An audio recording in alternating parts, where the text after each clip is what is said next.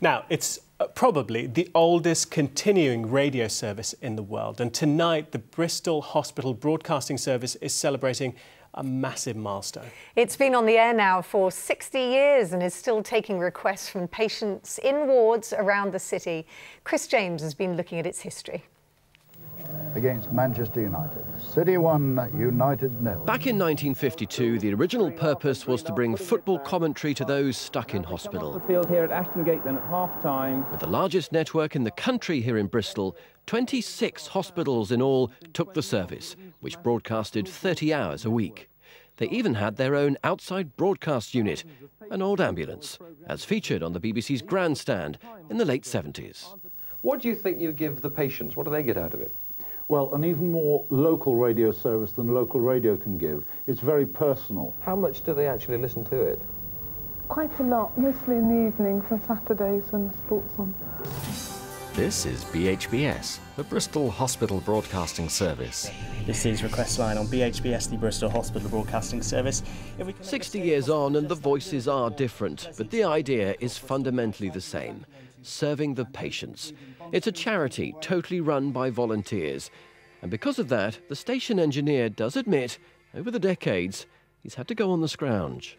The top items came from GWR, the U-links came from the BBC, that jack field there came from HTV, the line equalisers there came from the BBC. And we've been lucky that most of the broadcasting organisations in Bristol have supported us quite well over the years. Do you find it useful while you're in hospital to have that facility? Definitely you do.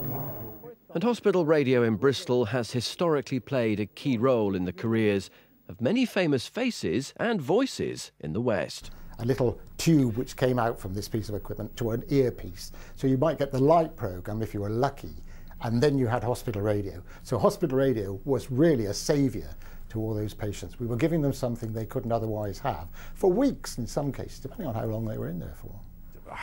I'm very proud of actually starting their news service of a kind.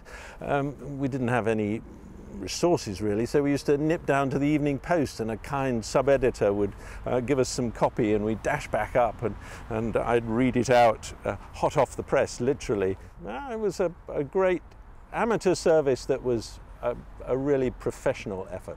And from 8 o'clock tonight, patients in every Bristol hospital will be treated to a 2-hour special programme celebrating the station's 60th. Happy birthday, BHBS.